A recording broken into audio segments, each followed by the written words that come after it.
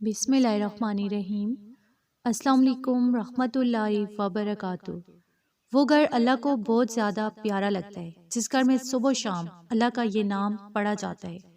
ناظرین، جس گھر میں اللہ کا یہ نام پڑھا جاتا ہے اس گھر میں دولت کی، رزق کی بارش ہوتی ہے۔ جس گھر میں اللہ کا یہ نام پڑھا جاتا ہے وہ گھر اللہ کا پسندیدہ گھر ہوتا ہے۔ وہ گھر اللہ کی حفاظت میں آ جاتا ہے، فرشتے اس کی حفاظت کرتے ہیں۔ جس گھر میں اللہ کا یہ نام پڑھا جاتا ہے اس گھر میں برکتیں آ جاتی ہیں، رحمتیں آ جاتی ہیں۔ اللہ نے قسم کھا کر فرمایا، اس گھر کو دولت سے بھر دوں گا جس گھر میں میرا یہ نام پڑھا جائے گا۔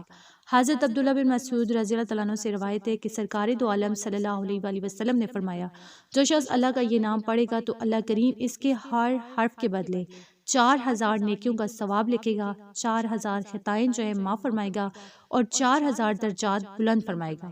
جس گھر میں اللہ کا یہ نام پڑھا جاتا ہے اللہ تعالیٰ کا یہ نام بلند کیا جاتا ہے، یعنی اس کو بار بار پڑھا جاتا ہے تو اللہ کا یہ نام بلند کرنے سے شیطان جو ہے گھبراتا ہے اور اس گھر سے اپنے ساتھیوں سمیت بھاگ جاتا ہے۔ تو اللہ کا یہ پیارا نام بسم اللہ الرحمن الرحیم ہے۔